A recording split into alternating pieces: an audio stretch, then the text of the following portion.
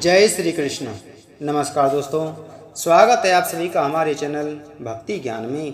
दोस्तों, आज मैं आपको कार्तिक मास महात्म के 20वें अध्याय की कथा सुना रहा हूँ। धर्मदत्त बोला, कार्तिक मास में तीर्थ व्रत नियम आदि करने से समस्त पाप दूर हो जाते हैं, परंतु प्रेत योनि में रहने के कारण उन पर तेरा अधिकार नहीं है। तेरे इस कष्ट को देखकर मेरा मन दुखी है। तेरा उद्धार किए बिना मेरा मन प्रसन्न नहीं होगा। 3 प्रेत योनियों को देने वाला तेरा यह पाप बड़ा निंदित है। थोड़े से पुण्यों से ये समाप्त नहीं होगा। इसलिए इस जन्म में जो मैंने कार्तिक का व्रत किया है, इसके आधे पुण्य के फल से तू उत्तम गति पाएगी। नारद जी बोले, यह कहकर धर्मदत्त ने द्वादशाक्षर मंत्र को सुनाकर जो तुलसी युक्त जल उसके ऊपर छिड़का, तब वह प्रेत योनि से छूट गई। जलती हुई अग्नि के समान दिव्य रूप धारण कर सुंदर लक्ष्मी के समान हो फिर ब्राह्मण को प्रणाम कर हर्षित वाणी से कलहा बोली, हे महाराज, आपकी कृपा से मैं नरक से छूटी सो अपार पापों में डूबी हुई मेरे लिए आप निश्चय नौका बन गई। नारद बोले, कलहा ने विष्णु के रूप को धारण करने वाले देवताओं समेत प्रकाशमान विमान को देखकर तब धर्मदत्त ने विमान को आश्चर्यपूर्वक देखा और विष्णु रूपी उन गणों को देखकर प्रणाम किया। उन दोनों द्वारपालों ने उस धर्मदत्त को उठाकर उसकी प्रशंसा करके धर्मयुक्त वचन बोले।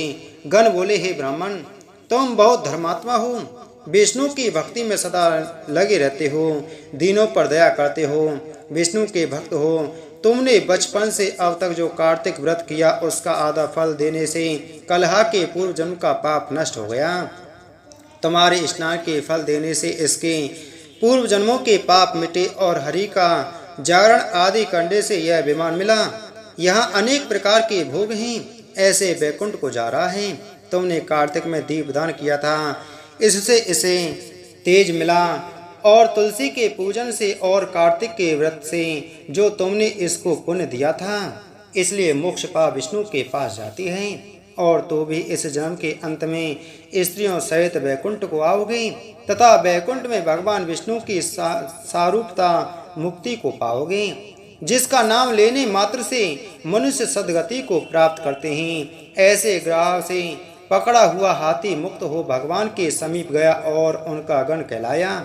तुमने विष्णु भगवान की जो पूजा की है, सो कई हजार वर्ष तक दोनों स्त्रियों सहित भगवान के चरणों में निवास करोगे।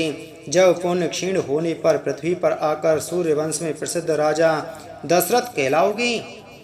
ये दोनों स्त्रियां तुम्हारी साथ होंगी और तीसरी यह कलहा आधे पुण्य की अधिकारिणी, यह भी तुम्हारे साथ रहेगी। यहाँ भी विष्णु भगवान तुम्हारे समीप रहेंगे और तुम्हारे पुत्र होकर देवताओं का कार्य करेंगे।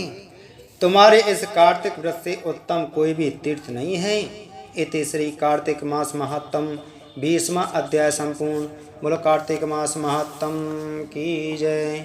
बोलो विष्णु भगवान की जय।